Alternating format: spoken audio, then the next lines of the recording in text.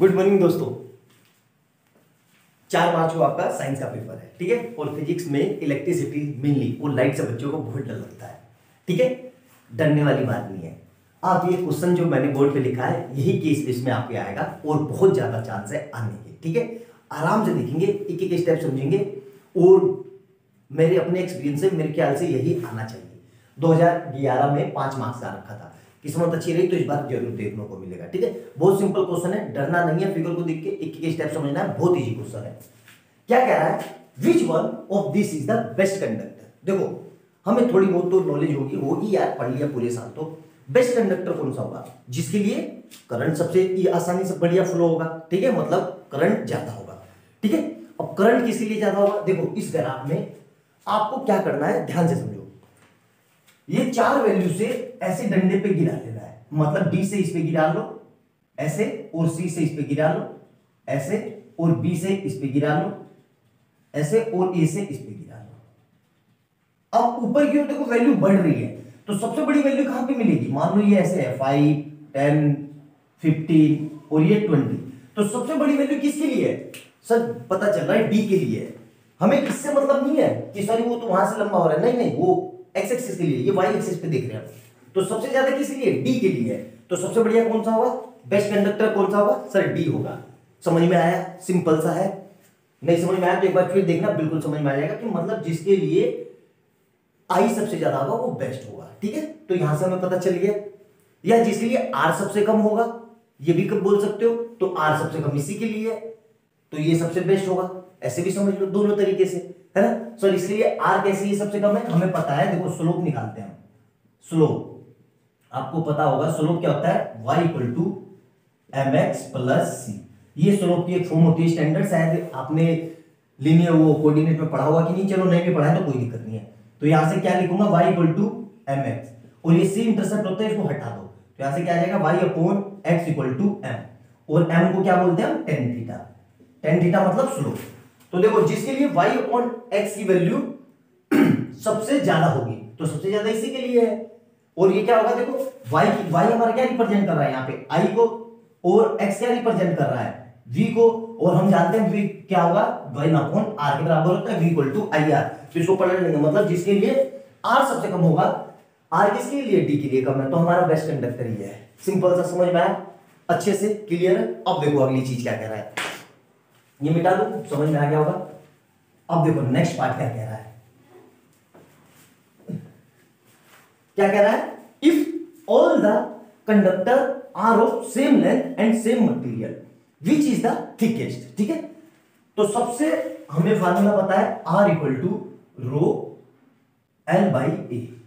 तो यहां पे देखो ये क्या कह रहा है, यहां पे उसने क्या कर दिया कि रो को और एल को कांस्टेंट कर दिया, मतलब सेम कर दिया। तो यहां से मैं डायरेक्टली ये लिख सकता हूं, R is directly proportional 1 upon A, ये मतलब क्रॉस सेक्शन एरिया, या ये भी लिख सकता हूं, R is directly proportional 1 upon R, एक ही बात है, इंटरचेंज कर दिया। अब हमें देखना है कि सबसे थिकेस्ट कौन सा है। देखो ध्यान से, दिख रहा है, एक मिनट चेक करने दो कोने वाला दिख रहा है कि नहीं, हाँ दिख रहा है, दिख रहा है ना सबका, कोने का कुछ छुट्टा तो नहीं है, ठीक है। अब देखो, if all the material are of the same length and same material which is the thickest, simple सी पता है। तो देखो अभी हम निकाल के आए कि आर सबसे कम किसके लिए था, सिंपल सी बात है बेटा, अभी तो निकाल के आए आर किसके लिए सबसे कम है, डी के लिए, मतलब डी के लिए आर सबसे कम है तो उसका एरिया सबसे ज्यादा होगा, मतलब वही सबसे थिकेस्ट होगा, सिंपल सी बात है। यहां तक समझ में आ गया, क्लियर है, मिटा दूं, अच्छे से समझ में आ गया, नोट डाउन करो। अब देखो अगला पूछ रहा है इसी में थर्ड पार्ट क्या पूछ रहा है,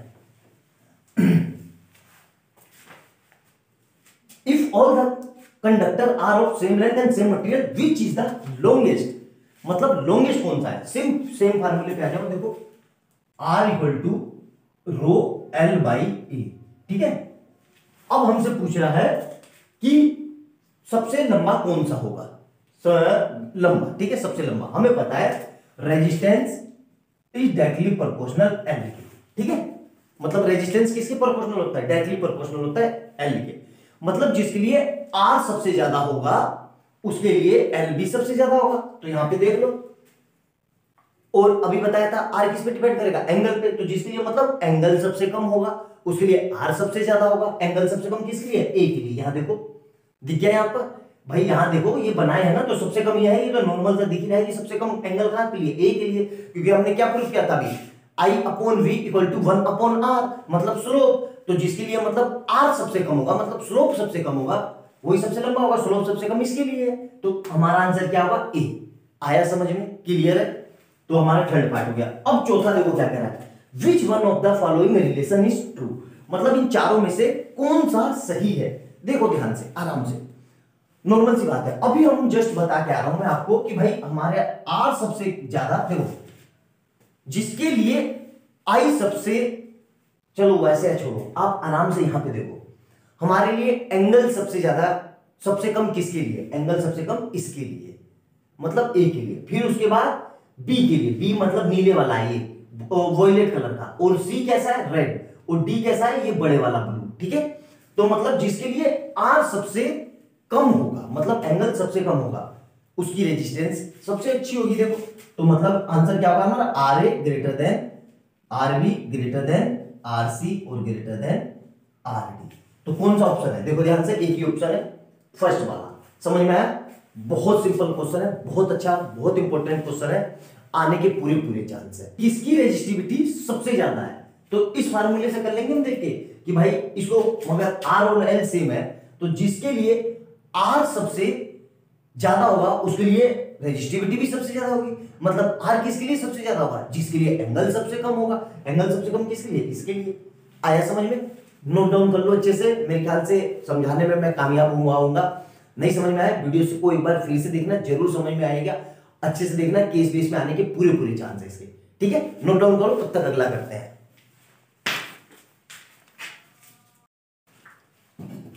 क्वेश्चन नंबर 9 2011 में कितने 3 मार्क्स का आया है। कैसे करेंगे? ध्यान से देखेंगे। ठीक है, बहुत प्यारा, बहुत शानदार क्वेश्चन है। क्वेश्चन को पढ़ेंगे, पहले समझेंगे दिया क्या गया है। Two device of rating 44 volt and 220 volt and 11 volt and 220 volt are connected in series. किसमें कनेक्ट किया है? सीरीज में। द कॉम्बिनेशन, देखो ध्यान से, the combination is connected across 440 volt means the fuse of which of the two device is likely to burn when the switch is on। तो देखो इसको करेंगे क्या, ये पहली बात ये समझेंगे ये क्वेश्चन किस चीज का है। ये क्वेश्चन है जूल हीटिंग इफेक्ट का। सर जूल हीटिंग इफेक्ट क्या होता है? आपने पढ़ा होगा, उसका फार्मूला होता है H equal to I square R T. ठीक है सर, आई क्या है? आई करंट है, आर क्या है? रेजिस्टेंस, और टी क्या है? टाइम।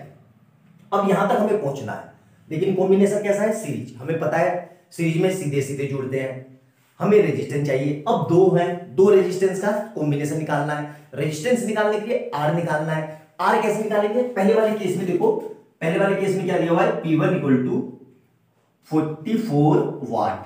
ठीक है, हमें पता है भाई वाट पावर की यूनिट होती है, और V कितना दिया हुआ है? V1 निकलोगे 220 वोल्ट। ठीक है, हमें पता है P का फार्मूला होता है P equal to V square upon R. ठीक है, क्लियर है यहां तक? मेरे ख्याल से कोई दिक्कत नहीं होगी। तो यहां पे P1 कर लेंगे, ये P1 कर लेंगे, R1 कर लेंगे, क्योंकि हमें पहली डिवाइस पे काम करना है। तो यहां से R1 कितना आ जाएगा? R1 equal to V1 square upon R1, वो P1। यहां तक कोई दिक्कत नहीं? सर कोई दिक्कत नहीं है। B1 कितना है? 220 का स्क्वायर, मतलब ये लिख सकता हूं मैं, स्क्वायर है तो, अपॉन P1 कितना है? 44। ठीक है, तो देखो ध्यान से, ये इससे कट जाएगा मेरे ख्याल से कितनी बारी में? 44, 405 बारी में, और ये इसकी मल्टीप्लाई करेंगे तो ये आ जाएगा 1100, 2 1000 और 1100। तो ये आर हमारा कितना आ गया? आर मतलब ओम, 1100 ओम। पहले वाले केस में आर कितना आ गया? 1100 ओम। यहां तक कोई दिक्कत नहीं? सर कोई दिक्कत नहीं है, नोट डाउन करो जल्दी से, फिर आगे देखते हैं। ठीक है, अब अगले केस में देखो, यहां तक समझ में आ गया। अब अगले केस में, अब सेकेंड केस में, सेकंड केस में P2 कितना है हमारे पास? यहां देखो 11 वाट, 11 वाट। ठीक है, R2 को, और V2 कितना है? V2 कितना है? वही सेम 220 वोल्ट। ठीक है, तो हमें पता है R2 निकालना है। यहां से R2 कितना आ जाएगा? Question mark.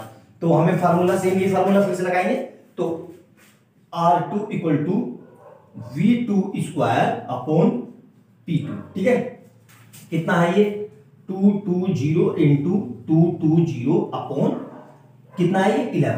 ठीक है, क्लियर है, मेरे ख्याल से समझ में आ गया होगा। देखो अब ये इससे पूरा पूरा कट जाएगा 110 दूनी 220 20 वाली में, और इसको मल्टीप्लाई करेंगे तो ये आ जाएगा 2200 ओ। कितना आया, यही आएगा ना, ना ये नहीं आएगा यार कैलकुलेशन, 11 0 22 दूनी 44 4400 ओ ये आएगा। ठीक है, आर आ गया, R1 R2 आ गया। अब देखो R1 R2 को उसमें किसने जोड़ा, सीरीज में। तो देखो ध्यान से, ये मिटा दे रहा हूं, ये लिख लिया होगा आपने। अब इक्विवेलेंट R निकालेंगे। ठीक है, तो हमारा कितना आया याद रखेंगे 1100 और 4400। तो R इक्विवेलेंट सीरीज के लिए, सीरीज में हमें पता है सीधा जुड़ता है, तो R1 प्लस R2। तो कितना आ गया, R1 कितना था हमारे पास 1100 ओम प्लस 4400, तो दोनों को ऐड करेंगे कितना आ जाएगा 5500 ओम। ठीक है सर, कुछ ज्यादा नहीं है, बिल्कुल ज्यादा है, लेकिन क्या करें, दिया हुआ है तो करना पड़ेगा। मतलब R इक्विवेलेंट आ गया। अब हमें फार्मूला क्या लगाना है, ध्यान से देखो।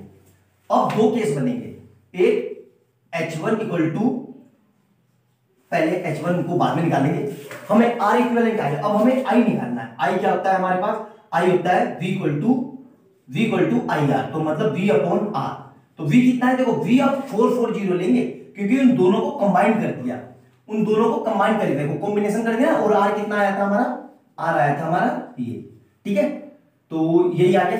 इसको सोल्व करेंगे तो I हमारा कितना आएगा, देखो इस जीरो से ये जीरो कैलकुलेटर कर लेते हैं, कैलकुलेटर पे करके हमारा आएगा ये लगभग आ रहा है 0.08 एम्पियर। कितना आ रहा है 0.08 एम्पियर, ये हमारा आई आ गया। यहां तक क्लियर है, डिवाइड कर लेना, मैंने कैलकुलेटर पे कर लिया इसलिए आंसर आ गया। ठीक है, 0.08 एम्पियर। अब हमारा फार्मूला क्या लगेगा, दो बार फार्मूला लगाएंगे, क्या से लगाएंगे, H equal to I square R1 T, और इसके लिए सेम वही फार्मूला लगाएंगे दो बार, H square equal to I H2 मतलब HI स्क्वायर R2 और T। अब देखो ध्यान से, I हमारा कितना आया था 0.08 एम्पियर का होल स्क्वायर, और R कितना है, R कितना आया था हमारा, पहले केस में R आया था हमारा 1100 आया था, हाँ, और T कितना है, 1R। ठीक है, सेकंड केस में H2 ये रहा, तो ये आया था हमारा 0.08 का स्क्वायर इंटू R2 आया था 4400 आया था ना, एक बार चेक कर लेना, और इंटू T कितना है 1R।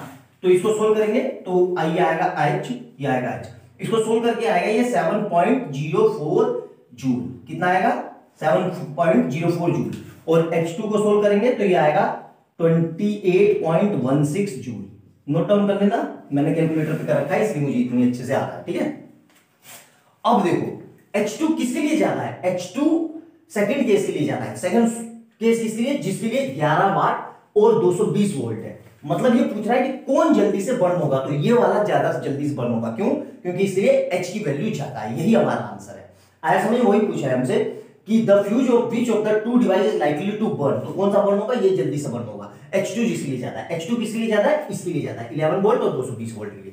ठीक है, बहुत अच्छा क्वेश्चन है, अच्छे से करो, नोट डाउन करो, बोर्ड में आने के बहुत ज्यादा चांस है। यूनिक क्वेश्चन है, मतलब अलग से हटके। ठीक है, नोट डाउन करो, तब तक अगला करते हैं।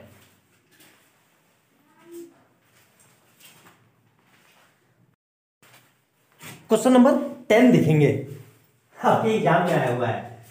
अरे सर कैसे ड्रामे क्वेश्चन करवा रहे हो, ऐसे बोर्ड में आते हैं क्या, बिल्कुल आते हैं। 2011 में 3 मार्क्स आया हुआ है, और यकीन मानो बहुत सिंपल क्वेश्चन है, बहुत प्यारा, बहुत आसान क्वेश्चन है। बस आप लोग देख के डर जाते हो, इसलिए आपसे क्वेश्चन नहीं होता। ठीक है, ध्यान से देखो, नाम लिख देता हूं यहां पे ABCDE। ठीक है, हमें किसी से मतलब नहीं है, ट्रायंगल दिख रहा है, ट्रायंगल ABC, सिंपल, इससे मतलब है, बस इस पे ध्यान रखो। देखो ध्यान से, इसको मैंने यहां से ऐसे खोल दिया, ऐसे खोल दिया, दिख गया, मतलब ये ऐसे अलग कर दिया। तो ये दोनों को अगर मैं सीधा कर दूं ऐसे, देखो इस तरीके से है, ये इस तरीके से है, मतलब यहां पे कोई दो अलग अलग ऐसे बंधे हुए हैं, ऐसे बंधे हुए हैं ऐसे, इसको मैंने ये खोल दिया ऐसे, तो ये क्या सीधे हो गए, सीधे हो गए तो सीरीज में हो गए, सीधे हो गए तो मतलब R1 और R2 सीरीज में हो गए। इसको पूरा ऐसे अज्यूम करो जैसे मैं समझा रहा हूं, देखो ध्यान से, ये ऐसे है, इस तरीके से, इस तरीके से ऐसे लगे हुए हैं, अब इसको मैंने यू खोल दिया तो ये पूरे सीधे हो गए, देखो ध्यान से दिख रहा होगा, ऐसे खोल दिया तो ये सीधे हो गए, बिल्कुल सीधे हो गए। तो R1 और R2 किसमें दिख रहे हैं हमें, R1 और R2 सीरीज में है, तो हियर ऐसे लिखेंगे, here R1 and R2 are in series, series में है तो हमें बताया कि भाई सीरीज में, तो इनका R इक्विवेलेंट 1 कर देता हूं, R इक्विवेलेंट 1 क्यों अभी बताता हूं।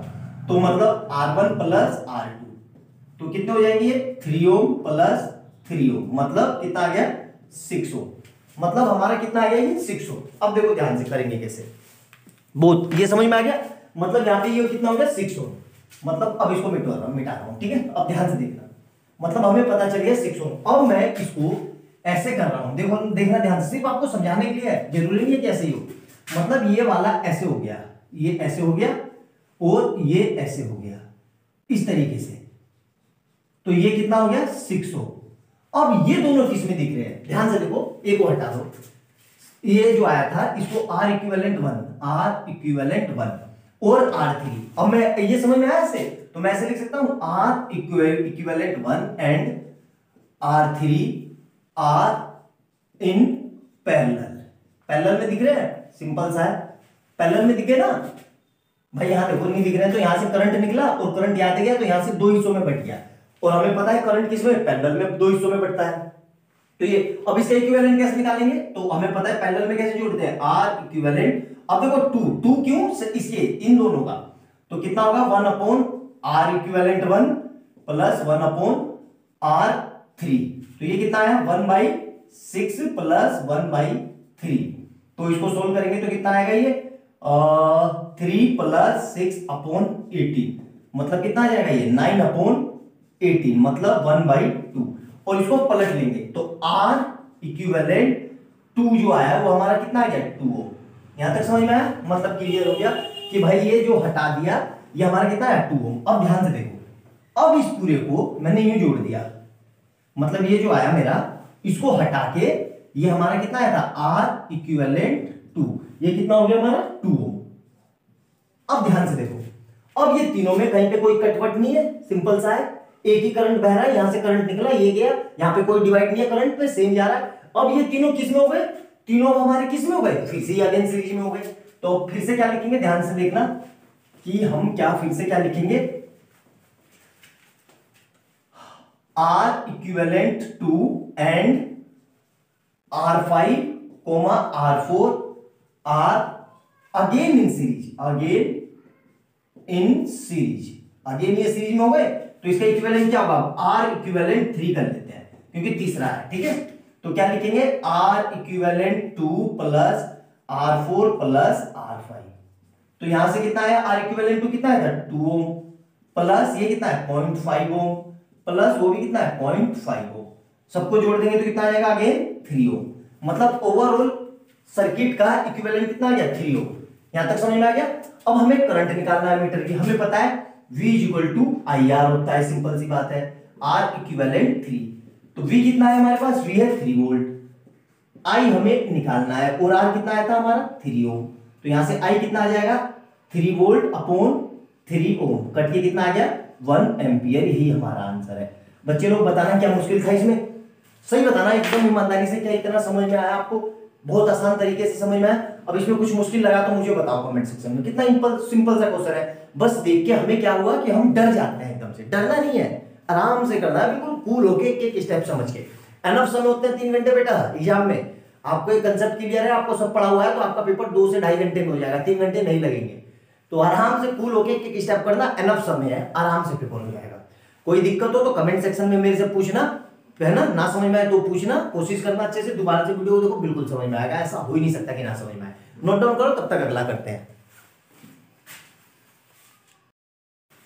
नेक्स्ट क्वेश्चन देखेंगे 2011 में आया हुआ है, 3 मार्क्स है। कहोगे सर 2011 के सारे क्वेश्चन क्यों करा रहे हो बेटा, वो सीबीएसई का one of the best year था जब बहुत अच्छे अच्छे क्वेश्चन पूछे गए थे, इसलिए आपको वहीं से सारे क्वेश्चन करा रहा हूं, क्योंकि वो बहुत कंसेप्चुअल क्वेश्चन थे, ठीक है। उसी में से क्वेश्चन ढूंढ के लाऊं, ये आपके लिए यूनिक क्वेश्चन है, पूरी बुक में एक ही क्वेश्चन है, ऐसा क्वेश्चन ही नहीं है दूसरा, सिर्फ एक ही क्वेश्चन है। परेशान हो जाओगे, समझ में नहीं आएगा सर हो क्या रहा है। देखो ध्यान से, ये आर निकालना है, अभी तक हमें आर दिया हुआ रहता था, वी आई निकालते थे, इस बार V दिया हुआ है और R निकालना है, ठीक है, और हमें अमीटर की रीडिंग पूछ रहा है। अब देखो ध्यान से, हमें क्या करना है, समझेंगे कैसे, अप्रोच क्या होगी। इस पूरे को अगर मैंने छिपा लिया तो वो पूरा क्या दिख रहा है, एक तरीके से आपको सीरीज कॉम्बिनेशन दिख रहा है। यस सर, बिल्कुल सीरीज कॉम्बिनेशन दिख रहा है, क्योंकि हमें पता है अमीटर को किस में लगाते हैं, सीरीज में। और हमें पता है कि जब अमीटर सीरीज में होता है तो करंट सीरीज में सेम रहता है, सीधी सी बात है, ये पता है। मतलब किसी तरीके से ये I निकाल लूं और यहाँ पे V पता है तो R निकल जाएगा, बिल्कुल निकल जाएगा। लेकिन सर ये I कैसे निकलेगा, ये I इससे निकलेगा, V इक्वल टू IR से। तो यहां से जो I निकलेगा वही I सेम रहेगा, क्योंकि सीरीज कॉम्बिनेशन है। बस यही जिसके दिमाग में आ गया वो क्वेश्चन कर लेगा, जिसको नहीं आया वो नहीं कर पाएगा, सीधी सी बात है। तो देखो क्या करेंगे, तो सबसे पहले क्या निकालना है हमें, find the value of R। पहले हम क्या लिखेंगे, फॉर सॉल्यूशन, देखो for 12 volt and 6 ohm resistance के लिए हम क्या निकालेंगे, हम जानते हैं V इक्वल टू IR, ठीक है। तो यहां पे V कितना है, V हमें हमारे पास पता है 12 है, और I हमें निकालना है, और R कितना है 6 है। तो यहां से I कितना आ जाएगा 12/6 मतलब 2 एम्पियर, ठीक है। मतलब हमें पता चल गया भाई करंट कितना है 2 एम्पियर, मतलब ये वाला हमारे अमीटर की रीडिंग कितनी है 2 एम्पियर। देखो इसमें क्या बेहतरीन उसने किया है, आपसे पहले I निकलवा लिया और उसको सेकंड नंबर पे दे दिया ताकि आप कंफ्यूज हो जाए, है ना, लेकिन है कुछ नहीं था।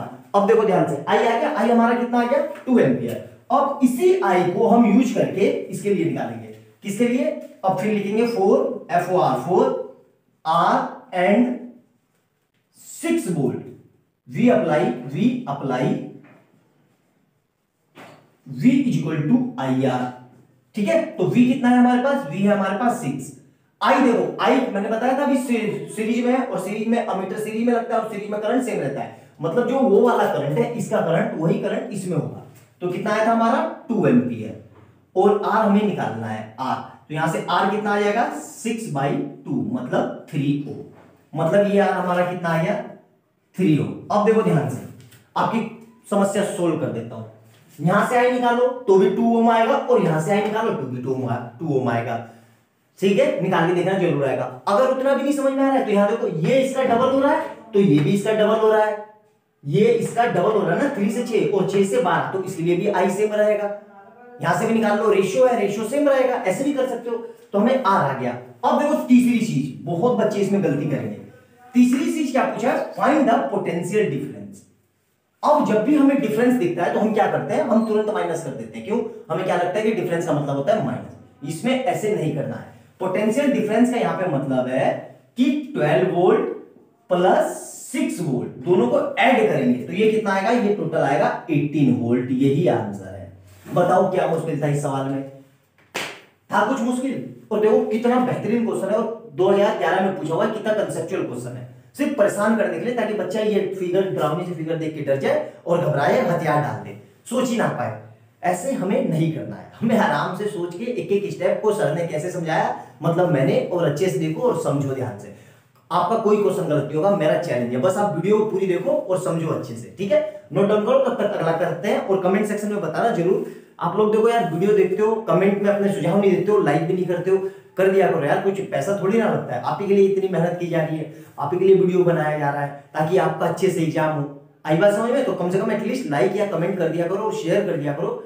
जब देखते हो 2 सेकंड लगेंगे, मुश्किल से 10 सेकंड लगेंगे ज्यादा से ज्यादा। जहां 5 मिनट की देख ली तो वहां 10 सेकंड और देख लो। लाइक, सब्सक्राइब और शेयर कर दो यार, ठीक है। अच्छी लगी वीडियो तो प्लीज कमेंट सेक्शन में अपने सुझाव जरूर देना, ठीक है। अगला क्वेश्चन करवाता हूं मैं बढ़िया सा आपको। क्वेश्चन नंबर 12 देखेंगे, ठीक है। 2010 में आया हुआ है, लोग अभी ईयर बदल दिया, बार बार गए थे सर 11 10 में। बहुत प्यारा सिंपल सा क्वेश्चन है, आसान सा, लेकिन ये भी गलत हो जाएगा। क्यों, देखना ध्यान से। अ bulb is rated eight 2.5 volt, मतलब हमें V दिया हुआ है कितना है 2.5 वोल्ट, एंड 750 मिली एम्पियर, मतलब I दिया हुआ है। I कितना दिया हुआ है 750 मिली एम्पियर। देखो सबसे पहली गलती यही होगी, करंट किस में होता है, एम्पियर में, और यहाँ कितना दिया हुआ है मिली एम्पियर। तो इसको पहले चेंज कर लेना यहीं पे, तो ये कितना हो जाएगा 750 इंटू 10 की पावर -3 एम्पियर। इसको फर्दर सोल्व करेंगे तो क्या हो जाएगा, ये 750 और ये पावर नीचे आएगी तो डिवाइड में, मतलब 1000, 10 की पावर 3 मतलब 1000, तो आंसर कितना आ जाएगा 0.75 एम्पियर, मतलब I पता चल गया। अब हमसे क्या पूछा है, इट्स पावर। पहला क्या पूछा है, इट्स पावर, मतलब अब हमें a निकालेंगे, तो हमें पता है जब भी v और i दिया हो तो पावर में एक ही रिलेशन होता है, p equal to v into I. ठीक है, v हमें पता है कितना है 2.5 इंटू वो कितना है 0.75। इसको हम सोल्व करेंगे तो ये आएगा 1.875 वाट। सोल्व कर लेना। ठीक है, पहला ये पता चल गया, ये हमारा आ गया एक आंसर आ गया। बी क्या पूछा है, इट्स रेजिस्टेंस। अब रेजिस्टेंस निकालने का एक ही फार्मूला है, सिंपल सा, V equal to I R. हमें आई दिया हुआ है, ये दिया हुआ है, तो क्या लगाएंगे V equal to I R. ठीक है, तो V कितना है हमारे पास, V है हमारे पास 2.5 वोल्ट। I कितना है, I है हमारे पास 0.75 और R कितना है, R हमें निकालना है, तो यहां से R कितना आ जाएगा, R equal to 2.5 divide by 0.75। तो इसका ये हटा तो यहाँ पे ये ऊपर जाएगा ये 100 और इसका ये हटा तो 10। तो देखो इससे ये कट गया और ये इससे 3 टाइम में कट रहा है, तो हमारा अल्टीमेट कितना आ गया 10/3, मतलब 3.33 ओम। ये आ गया, क्लियर है यहां तक, कोई दिक्कत। अब देखो तीसरी चीज क्या पूछी है हमसे, एनर्जी। ये मिटा दो, ये समझ में आ गया होगा। अब ध्यान से देखेंगे एनर्जी का क्या फार्मूला होता है। एनर्जी का पावर होता है हमारा फार्मूला होता है energy E equal to P into T, और P हम निकाल चुके थे, P कितना आया था हमारे पास 1.7 ये, और टाइम कितना आया था हमारे पास, टाइम कितना दिया हुआ है 4 घंटे। तो यहां से कितना आ जाएगा, कैलकुलेशन करके कितना आएगा 7.5 वाट। अब ध्यान से देखना, हमसे क्या पूछा है एनर्जी। देखो यहाँ पे 100% मैक्सिमम बच्चे गलत करेंगे, चैलेंज है मेरा, क्यों बता रहा हूं गलत करेंगे। यहां देखो हमसे क्या पूछा है वाट, और हमें पता है कि भाई कमर्शियली जब यूज करते हैं बिजली की यूनिट किस में आती है, किलोवाट आवर में, तो ये कितना आ गया वाट आवर, ये हमारा कितना आएगा वाट आवर। तो अभी हमारा आंसर नहीं हुआ, हम इसको क्या करेंगे किलोवाट आवर में बदलने के लिए 7.5 इंटू 10 की पावर -3 किलोवाट आवर, ये हमारा फाइनल आंसर है। ये नहीं बढ़िया, यहां तक लिखोगे पक्का आपके मार्क्स कट जाएंगे। देखो कितनी छोटी सी एक बात पूछी है उसने, क्या लिखा है एनर्जी कंज्यूम्ड, और हमें पता है कि एनर्जी हमेशा जो घर में बिजली का बिल आता है या कहीं पे भी वो किलोवाट आवर में आता है, तो आप वाट आवर तक लिखोगे तो आपका आंसर गलत आ जाएगा, आपको ये लिखना पड़ेगा किलोवाट आवर पूरा। आई बात समझ में, तो पूरा आपका सही होगा लेकिन कहीं ना कहीं आप मार्क्स लूज कर दोगे। क्यों, वही बात है एग्जाम में प्रेशर होता है, बहुत जल्दी जल्दी हम इतना एकदम से ध्यान नहीं रहता, चीजें निकल जाती है, आराम से कूल होके करना। ठीक है, तो ये आंसर है हमारा पूरा, समझ में आया, नोट डाउन करो, मेरे ख्याल से बहुत इजी क्वेश्चन है, कर लिया होगा आपने, अच्छे से करो और मिलते हैं अगली वीडियो में। ठीक है, नोट डाउन कर लो।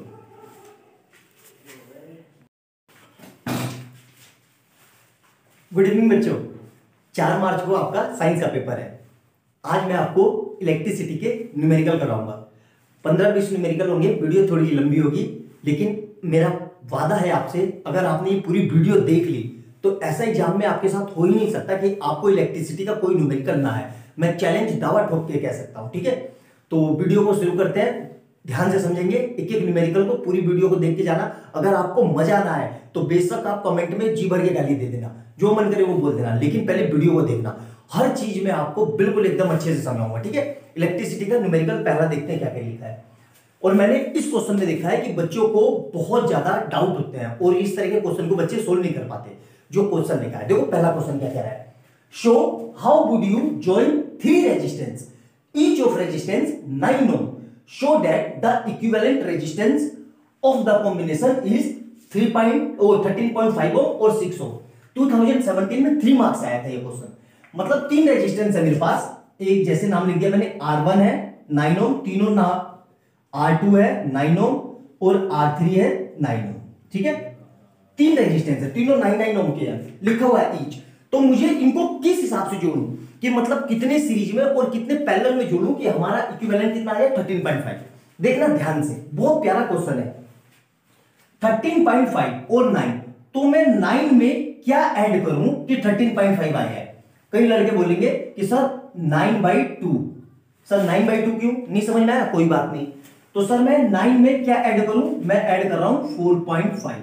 ठीक है, ध्यान से समझना, क्या 4.5 को मैं फर्दर ऐसे लिख सकता हूं, ध्यान से देखना, मतलब इसका आधा, मतलब कितना हो गया ये 10, ये कट गया 5 से, तो 9/2, मतलब 9 में मैंने क्या ऐड किया 9/2। ठीक है, तभी तो मेरा कितना है 13.5। अब ध्यान से समझना, मतलब एक तो मुझे सीधा सीधा चाहिए और 2 कैसे चाहिए? अब सर कैसे पता चलेगा सीरीज है या पैरेलल? देखो ध्यान से, हमें क्या पता है कि हम सीरीज में तो सीधे सीधे जोड़ते हैं, और पैरेलल में हम कैसे जोड़ते हैं? पैरेलल का हमारा क्या होता है? 1/r equivalent equal to 1/r1 plus 1/r2। अब ध्यान से देख समझना, ऊपर सेम हमें पता होना चाहिए कि जब भी हमारा न्यूमरेटर सेम होता है और या ऐसे समझ लो कि हमें ऊपर सेम नंबर लाना है, मतलब 1 और 1 मिलके 2 होंगे ना, और नीचे कितना होगा? नीचे अगर 9 9 होगा तभी तो ये 9 + 9 और ऊपर 1/9 मिलके कितना हो जाएंगे? 2/9। मतलब दोनों को मुझे कैसे जोड़ना होगा? 2 को मुझे पैरेलल जोड़ना होगा। यहां तक कोई दिक्कत मेरे ख्याल से कोई समस्या नहीं है। तो देखो ये 1/9 प्लस 1/9, तो दोनों मिलके कितने हो गए? 2/9। अब इसी को जब हम पलटेंगे R इक्विवेलेंट, तो मेरा R इक्विवेलेंट कितना आ जाएगा? पलट देंगे इसको तो ये हो जाएगा 9/2। आया समझ में क्या समझाना चाहता मैं? आया समझ में? तो यहां पे आ गया मेरा आंसर आ गया कि भाई 2 को मैंने कैसे जोड़े? पैरेलल में, और 1 को कैसे जोड़ा? सीरीज में। आई बात समझ में? इसका डायग्राम देखो कैसे बनेगा। इसका डायग्राम बनेगा ये कि 2 को तो जोड़ दो पैरेलल, ये ले लिया, ये ऐसे, ये जोड़ दिया एक, और एक ये जोड़ दिया, और एक को ले लो यहां पे सीरीज बना दो ऐसे ऐसे, और इसको लिख दो 9 ओम, और ये भी 9 ओम, और ये भी 9 ओम। आई बात समझ में?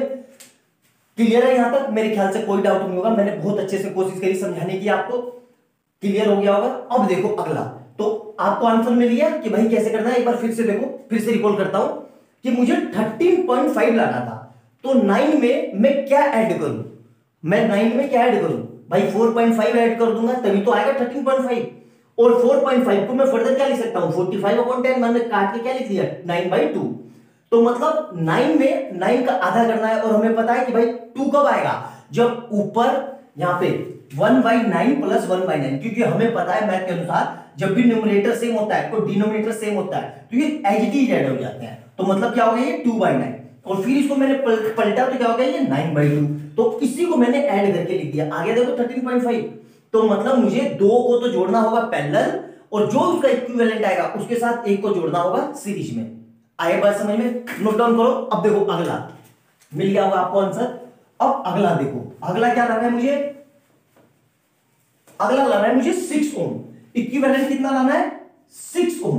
अब ध्यान से समझना, 9 की टेबल में 6 नहीं आता, सीधी सी बात है ना, और 6 की टेबल में 9 नहीं आता, लेकिन ये दोनों किसी की टेबल में आते हैं। किसकी?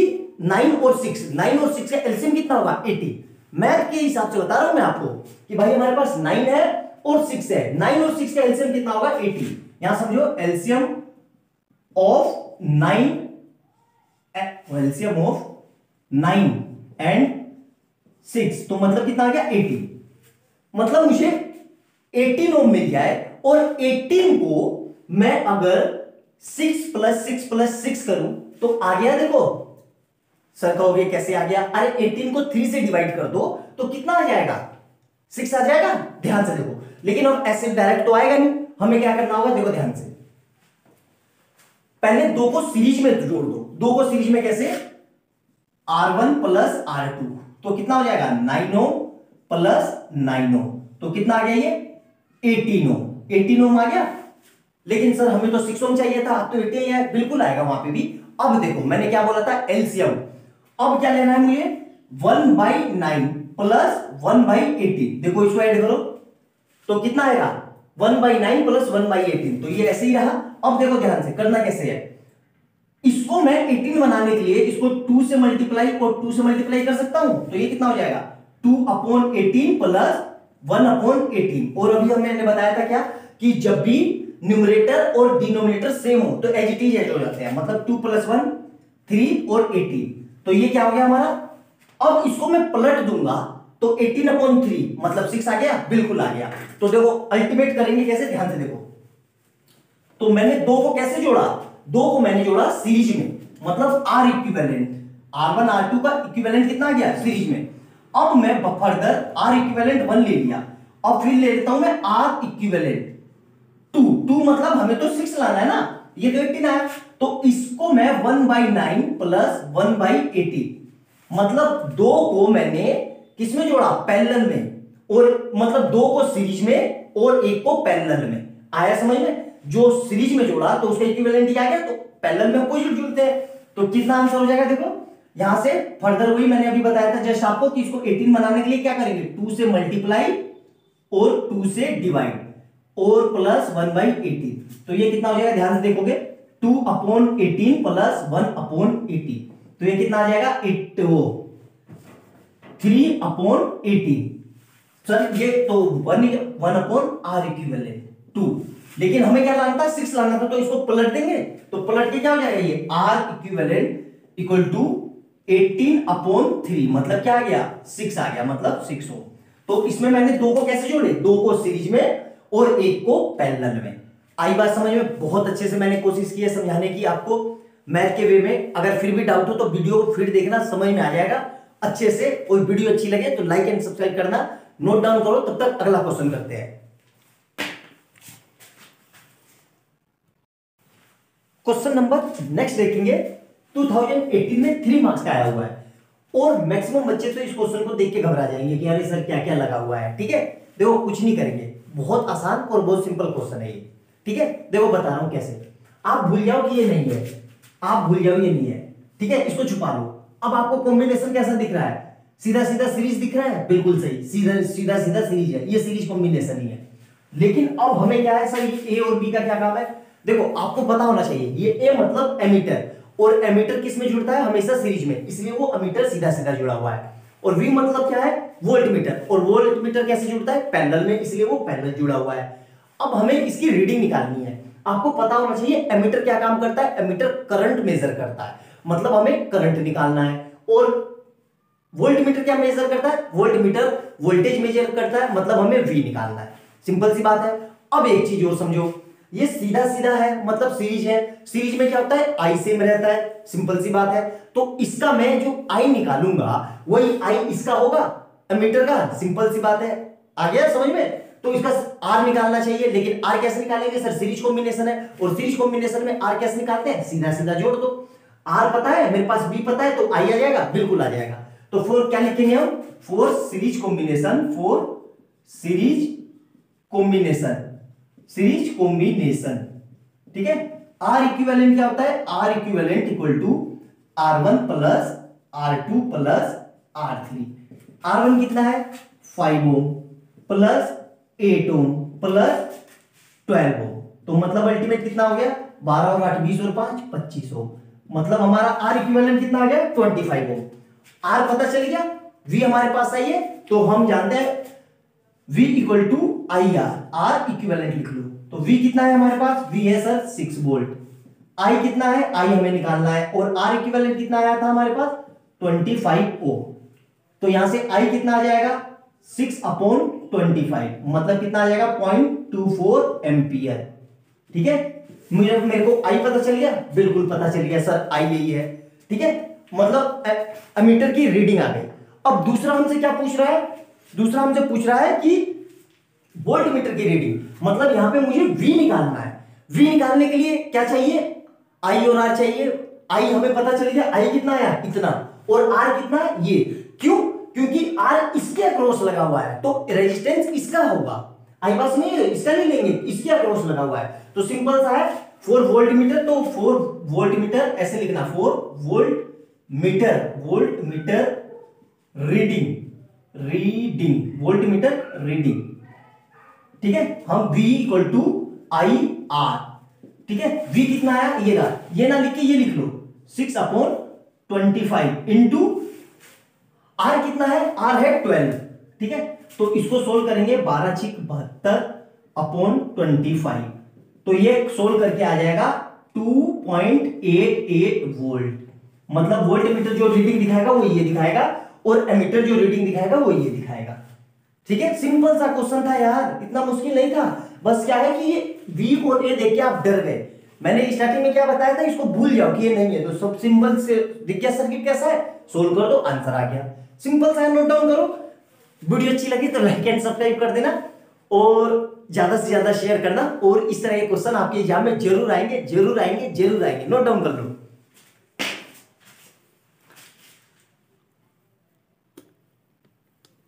ये देख लो नीचे का छुप गया हुआ दिख गया ना, अच्छे से नोट डाउन कर लो, अच्छे से दिख गया, क्लियर है, बहुत बढ़िया, नोट डाउन करो, तब तक अगला करते हैं, ठीक है। देखो बोर्ड का एक और फेवरेट क्वेश्चन, क्वेश्चन नंबर 2018 में 3 मार्क्स आया है, बहुत प्यारा क्वेश्चन है। बिजली का बिल निकालना सिखाएंगे इससे हम आपको, बिजली का बिल कैसे निकालोगे। देखो क्या कह रहा है, calculate the total cost of running the following electrical device in the month of September. पहले ये बहुत ध्यान रखना कि मंथ कौन सा लिया है, वरना यहीं पे गलती कर दोगे आप। If the rate of 1 unit, दूसरा क्या है 1 यूनिट। अब ध्यान रखना कि घर की जो बिजली की यूनिट होती है वो किलोवाट आवर में होती है। क्या कहा मैंने, ध्यान से समझना, जो घर की यूनिट होती है वो किलोवाट आवर में आती है। क्या ये हमारा किलोवाट आवर में है, देखो ये 1000 वाट है और ये 400 वाट है, तो 1000 वाट को 1 किलोवाट लिख सकता हूं, बिल्कुल लिख सकता हूं, लेकिन इसको नहीं लिख सकता, ये वाट में है, तो इसको मुझे 10 से डिवाइड, वो 100,000 से डिवाइड करना पड़ेगा। आई बात समझ में। तो देखो ध्यान से लिखेंगे कैसे, यहां तक समझ में आ गया। इलेक्ट्रिक हीटर है कितना 1000 वाट का, और कितनी देर के लिए चल रहा है 5 घंटे डेली। तो देखो क्या लिखेंगे, सबसे पहले इसके लिए P1 कितना है, P1 इक्वल टू 1000 वाट, ठीक है, और इसी को हम क्या लिख सकते हैं 1 किलोवाट, ठीक है। और टाइम कितना है, T1 कितना है 5 आवर्स, टाइम कितना है 5 आवर्स। देखो ये भी याद रखना कि टाइम भी आवर में होना चाहिए, ठीक है। और ध्यान रखना सितंबर है, सितंबर में डेज कितने होते हैं 30, तो यहां पे n कितना हो जाएगा 30। पहला केस समझ में आया। दूसरे केस के लिए देखो अलग मार्कर से बना देता हूं, दूसरे केस के लिए ये वाला, इसके लिए क्या है P2 कितना है, P2 है हमारे पास 400 वाट। तो देखो ये किलोवाट में नहीं है, तो इसको किलोवाट में बदलने के लिए क्या करेंगे 400 वाट अपॉन 1000, तो कितना आ जाएगा ये जीरो से ये जीरो, जीरो से ये जीरो, तो मतलब 2/5 किलोवाट आवर, ये आ गया किलोवाट आवर, ठीक है। ये किलोवाट आवर नहीं, आर तो अलग से आएगा, ठीक है, किलोवाट आ गया। और इसके लिए टाइम कितना है, T2 कितना है हमारे पास, T2 कितना है, ये डेली कितना चला है 10 घंटे, और n कितना है, n इसके लिए भी 30 है, क्योंकि मन तो सेम ही है ना दोनों। यहां तक मेरे ख्याल से समझ में आ गया, बहुत अच्छे से। अब देखो हमें क्या निकालना है, बिल। हमें बिल निकालने का फार्मूला पता होना चाहिए, क्या होता है E, इलेक्ट्रिकल एनर्जी, एनर्जी क्या होती है। तो देखो इसके लिए, इसकी ध्यान से समझना, इसके लिए क्या होगा E1 equal to P1 into T1 into M। तो P1 कितना है, ये लिखा हुआ है हमारे पास 1 किलोवाट इंटू 5 आवर्स इंटू 30, तो ये क्या सोल्व करके कितना आ जाएगा 30 पंजे 150, 150 किलोवाट आवर, ये आ गया। अब दूसरे केस के लिए E2, इसके लिए E2 कितना होगा, ध्यान से देखो P, यही सेम फार्मूला लगेगा, तो यहां पे लिख लो P2 into T2 into N। तो कितना है ये 2/5 इंटू 10 इंटू 30, तो ये सोल्व करके कितना आएगा, देखो इससे ये कट गया 2 टाइम में, तो 2 दूनी 4, 4 दिया 12, तो कितना आएगा ये 120 किलोवाट आवर। यहां तक समझ में आ गया बहुत अच्छे से। अब देखो दोनों को कंबाइंड, भाई जो भी मीटर आएगा वो तो जितने फ्रिज कूलर चले सबको मिलके आएगा ना, तो E टोटल कितना हो जाएगा, E टोटल मतलब इलेक्ट्रिक एनर्जी टोटल कितनी होगी E1 प्लस E2, मतलब E1 प्लस E2 कितना है 150 प्लस 120, मतलब कितना आ जाएगा ये 270 किलोवाट आवर, ठीक है। मतलब 1 घंटे में कितनी एनर्जी खर्च हो रही है हमारी 270 किलोवाट आवर। तो बिल निकालना है, मतलब ये 1 घंटे में नहीं, ये पूरे मंथ में है, पूरे मंथ में हमारी कितनी एनर्जी खत्म हुई इतनी। अब वो क्या कह रहा है कि मतलब 1 यूनिट का इतना है और हमारे पास टोटल यूनिट कितनी है इतनी, तो सिंपल सा कुछ नहीं करना है, 270 को 6 से मल्टीप्लाई कर दो, तो ये कितना आ जाएगा 0, 6 7 42 का 2 हासिल लगे 4, 6 दूनी 12 और 4 16, 1620 रुपए का बिल आएगा हमारा, यही आंसर है। देखो कितना आसान न्यूमेरिकल है, आई बात समझ में, नोट डाउन करो, मेरे ख्याल से समझ में आ गया होगा। बोर्ड में 2013 में वो 18 में 3 मार्क्स का आया हुआ है, देखो कितना बढ़िया। इस बार भी सेम ऐसे ही क्वेश्चन आएगा, यहाँ पे मंथ बदल देगा या यूनिट बदल देगा, क्वेश्चन सेम रहेंगे ऐसे ही। फंडा यही है, समझ में आया अच्छे से, नोट डाउन करो। वीडियो अच्छी लगी तो लाइक एंड सब्सक्राइब कर दो, बार बार कहने की जरूरत ना पड़े, आप ही के लिए करवाए जा रहे हैं, ठीक है। नोट डाउन करो, तब तक अगला क्वेश्चन करते हैं। क्वेश्चन नंबर नेक्स्ट देखेंगे, 5 मार्क्स का आया हुआ है। मैक्सिमम बच्चे तो देखिए ही क्वेश्चन घबरा गए, अरे सर इतना लंबा और इतना लेंथी क्वेश्चन कैसे होगा। यकीन मानो बहुत आसान क्वेश्चन है, बहुत ही सिंपल क्वेश्चन है, ठीक है। देखो क्या कह रहा है, two wire A and B are of equal length, दोनों वायर की लेंथ कैसी है, equal length, and having the equal resistance, ठीक है। If the resistivity is of A is more than that of B, which wire is thicker and why, मतलब A की जो resistivity है वो बी से दुगनी है, मतलब दुगनी नहीं है, ज्यादा है, सिंपल सा है। तो ये मिटा दो, देखो ये तो अभी लिख लेना, फिगर बस फिगर रख के रखते हैं और क्वेश्चन समझ में आ जाएगा, ठीक है हमारा, कि हमसे क्या क्या पूछा गया है, ध्यान से समझना।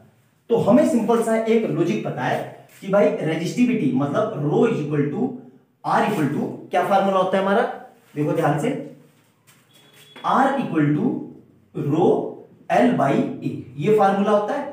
अब देखो ए के लिए हमारे पास रेजिस्टिविटी और लेंथ इक्वल है, तो मतलब हम फॉर ए के लिए क्या कर रहे हैं, हम फार्मूला क्या लगाएंगे, यही आर, देखो रो को ऐसे ही रखा हमने, एल हमारा सेम है, इसको सेम रखा, लेकिन एरिया वो कर लिया हमने, ठीक है, R1 R2, मतलब क्या कर रहा है हमने कि which wire is thicker, resistance equal है यार, रेजिस्टेंस इक्वल है, रेजिस्टिविटी नहीं रेजिस्टेंस इक्वल है, मतलब R और L इक्वल है, तो हमने R को R ही रखा, रो ऐसे ही रहा, रो 1 कर लिया, और L को L ही रखा, और एरिया को A1 कर लिया, किसके लिए, 4A।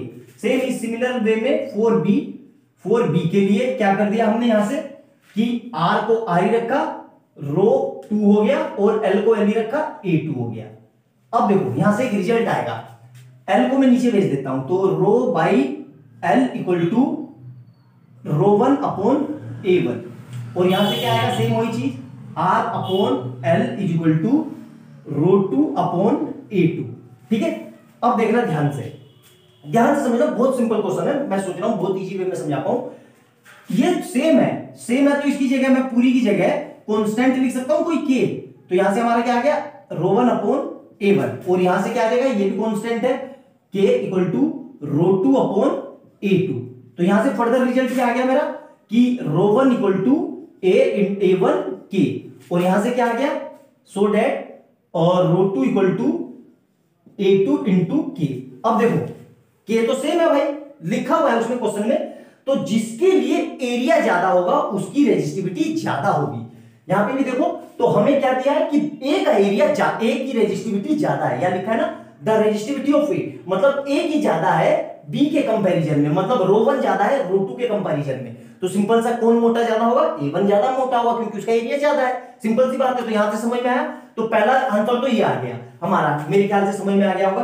अब दूसरा देखो, अब हमसे ये फिगर दिया हुआ है, फिगर में हमसे क्या पूछ रहा है, ध्यान से समझेंगे इस फिगर में कि भाई हमें यहां पे करंट बताना है, यहां करंट बताना है, यहां करंट बताना है, टोटल आई बताना है, टोटल इक्विवेलेंट रेजिस्टेंस बताना है।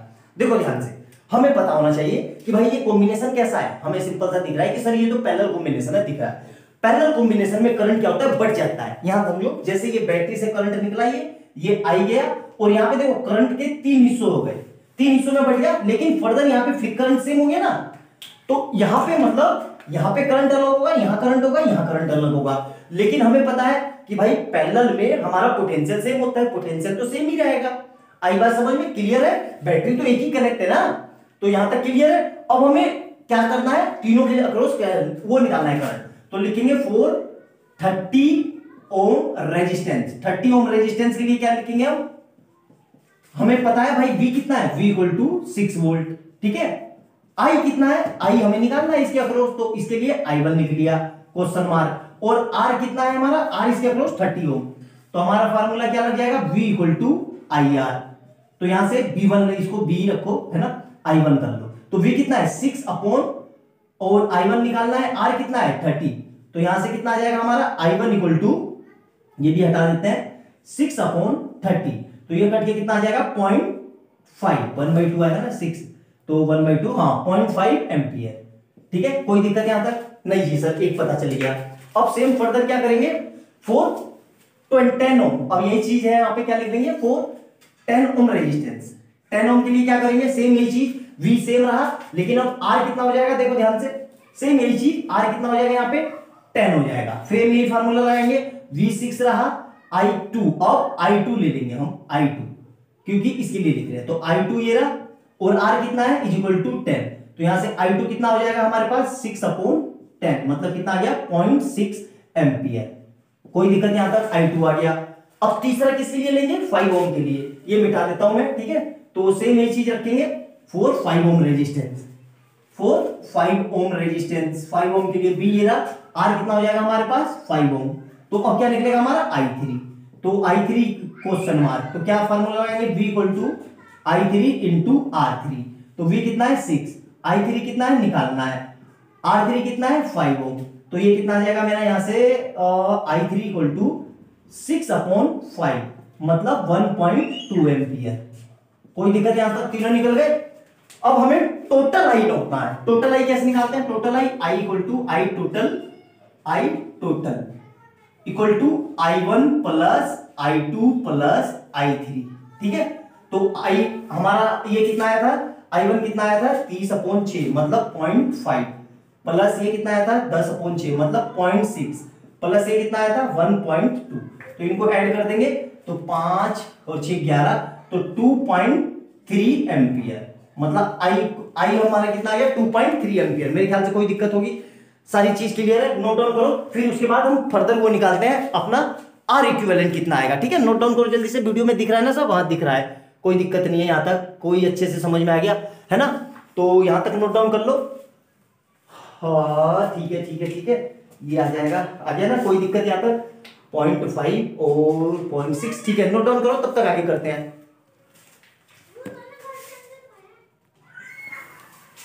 ठीक है, यहां तक देखो, ये थोड़ी सी कैलकुलेशन मिस्टेक हो गई, हो जाती है यार वीडियो में, ध्यान रखना। यहां पे जो आएगा ना, ये हमारा आएगा 0.2। फिर से देखना, जो हमारा ये आया था ना हमारा, ये देखो I1 देख लो एक बार फिर से, 430 ओम, 430 ओम। तो 30 ओम के लिए क्या लिखाएंगे, V R कितना है 30 ओम। तो कितना हो जाएगा V equal to I1 into R1। तो V कितना है 6 इंटू I1 निकाला और इंटू 30 ओम। तो यहां से I1 कितना आ जाएगा 6/30, मतलब कितना आ जाएगा 0.2 एम्पियर। थोड़ी सी कैलकुलेशन मिस्टेक हो गई थी, चेक कर लो। तो यहाँ पे फिर लिख देंगे, तीनों का ऐड किया, तो तीनों का ऐड किया तो कितना आ जाएगा 2 एम्पियर, मतलब I टोटल हमारा कितना आ गया, I टोटल हमारा कितना आ गया 2 एम्पियर। अब हमें R इक्विवेलेंट निकालना है। R इक्विवेलेंट कैसे निकालेंगे आपको पता होना चाहिए, देखो ध्यान से सही से करना, ये कैलकुलेशन मिस्टेक हो जाती है यार, है ना।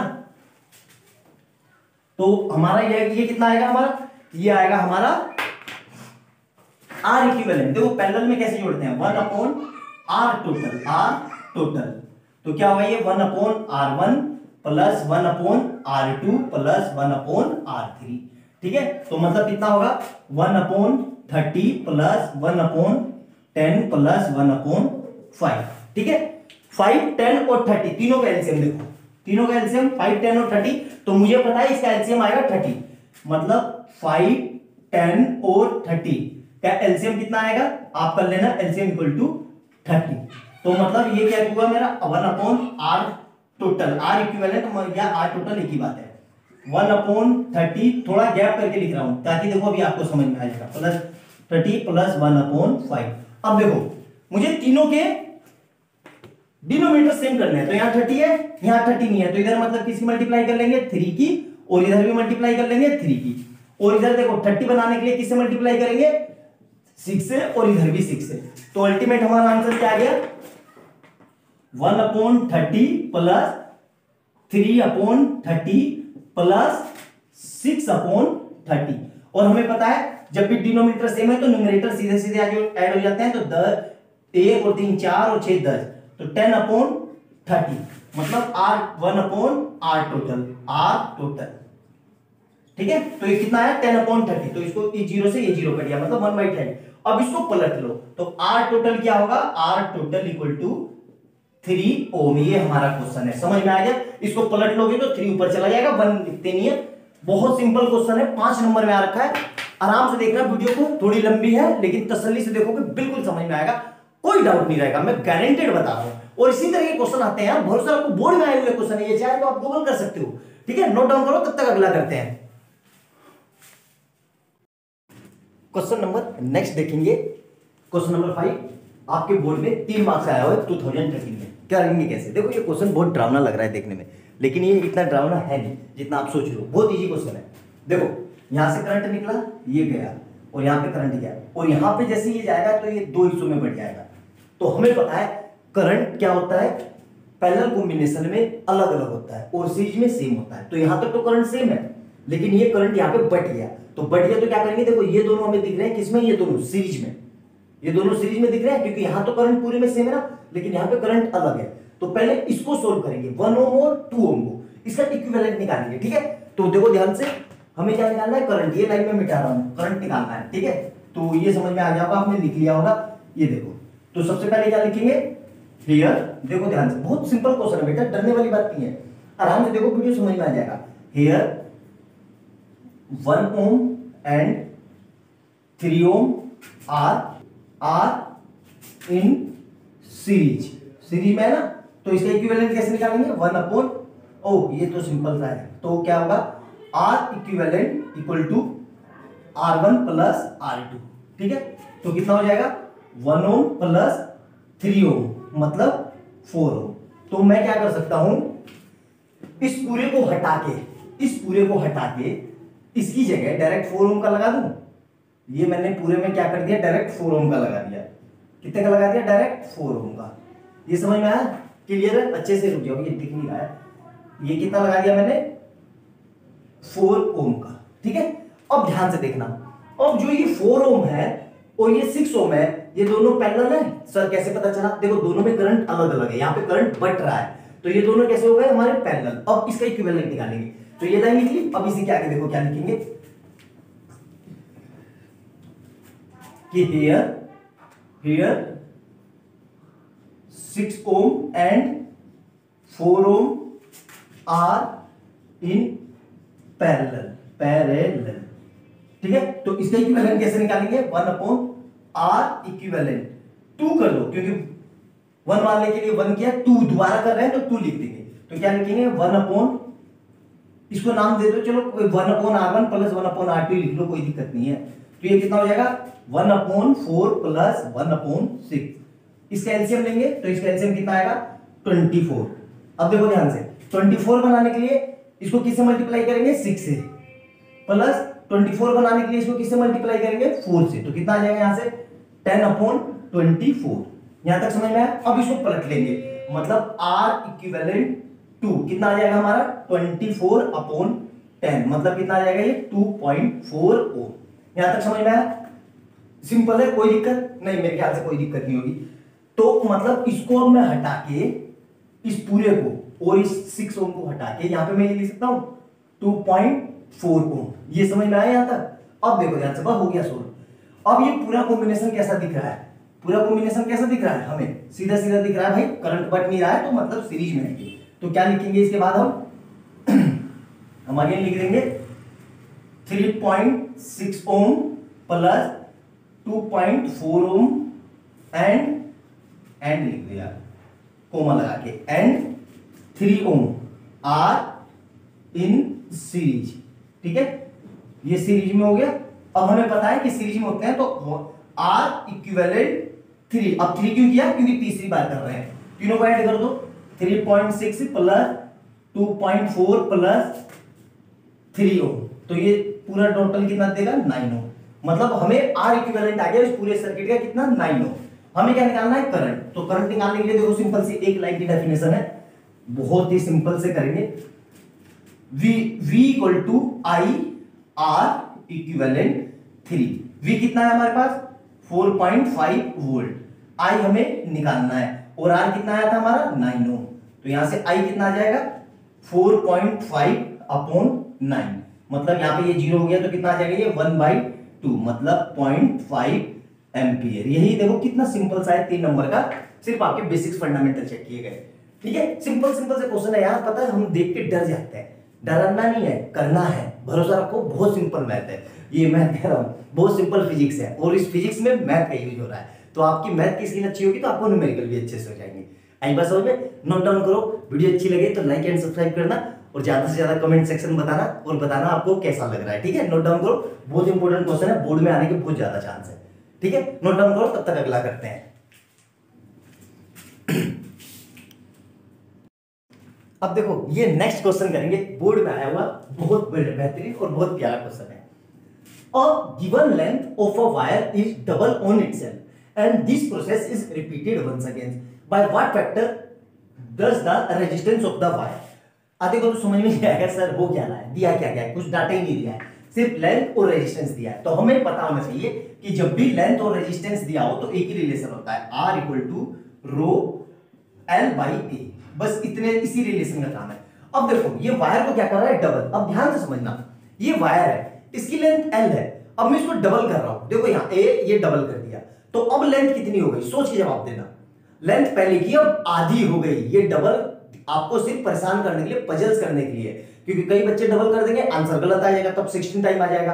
ध्यान से समझो, ये वायर है, लेंथ L है, अब इसको मैंने डबल कर दिया, डबल ऐसे कर दिया, तो L कितनी हो गई, अब 2 पहले की आधी हो गई ना, तो हम यहां पे क्या लिखेंगे फर्स्ट केस में, for first case, for first case, first case में तो हमें कुछ भी नहीं पता, फॉर फर्स्ट केस, तो R1 को तो R1 ही रखा, रो को रो ही रखा, L1 को L1 ले लिया और A1 को A1 ले लिया।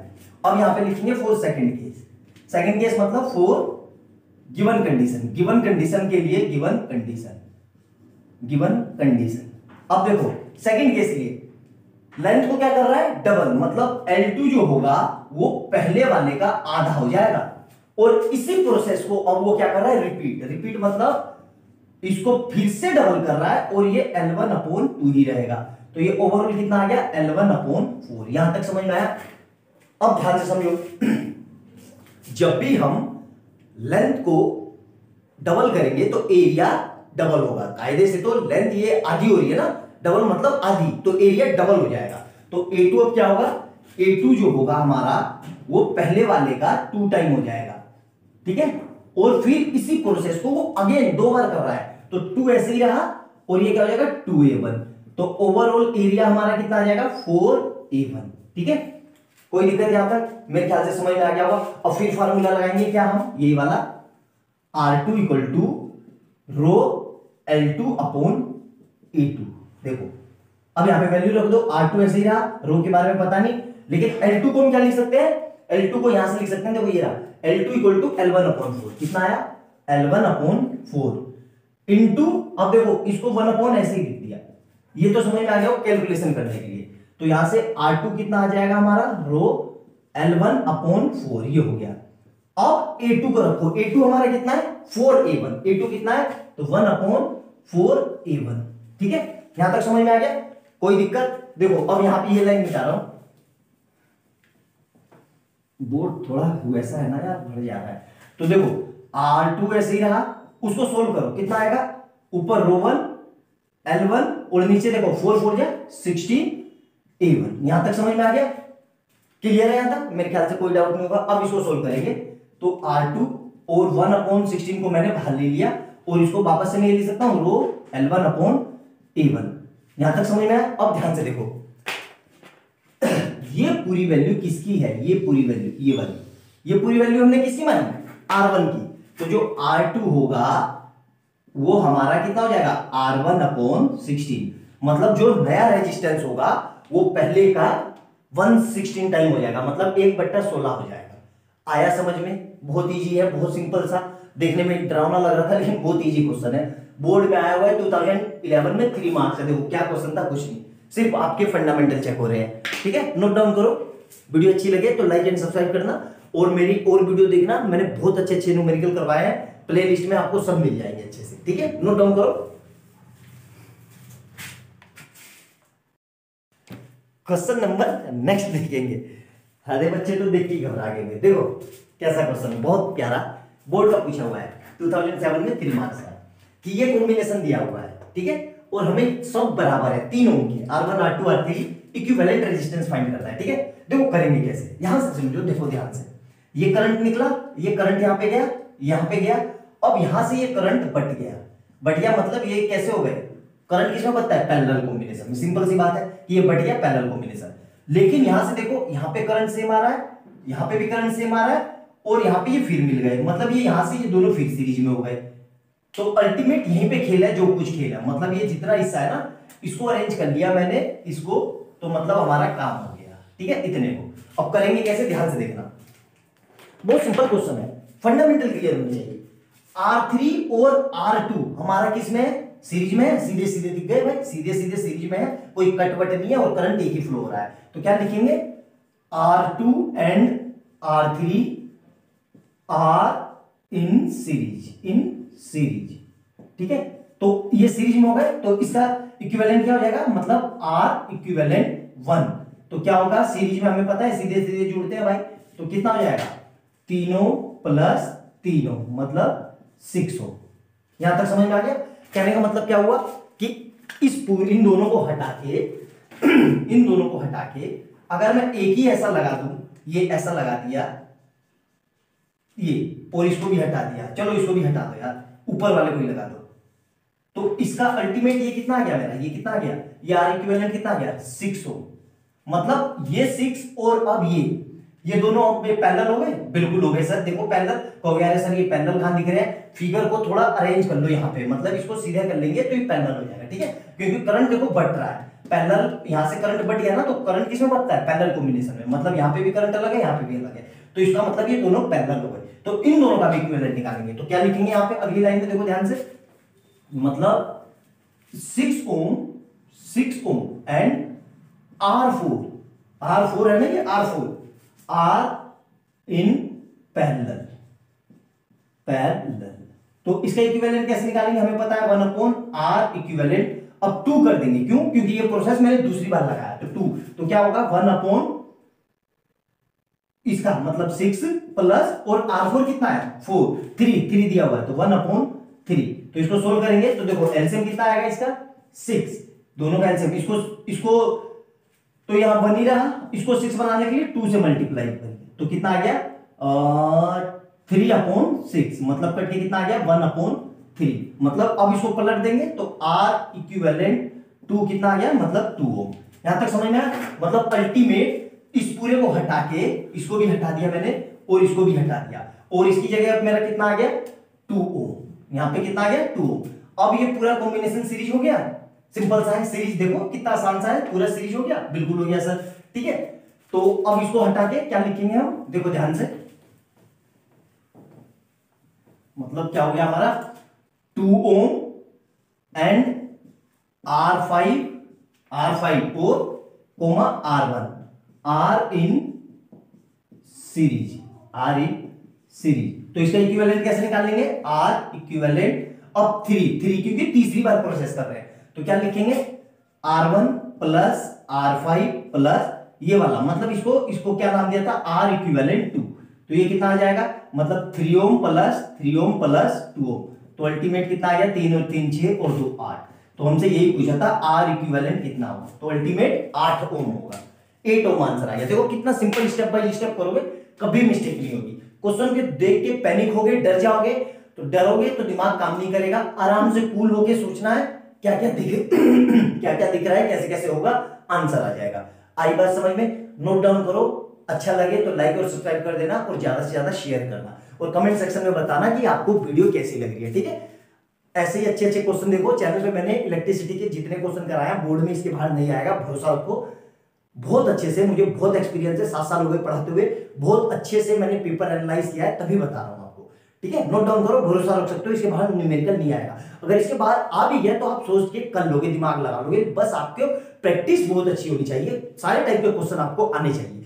वही मैं कोशिश कर रहा हूं कि सारे टाइप के क्वेश्चन कवर करवा दूं, ठीक है। नोट डाउन करो, अगला करते हैं।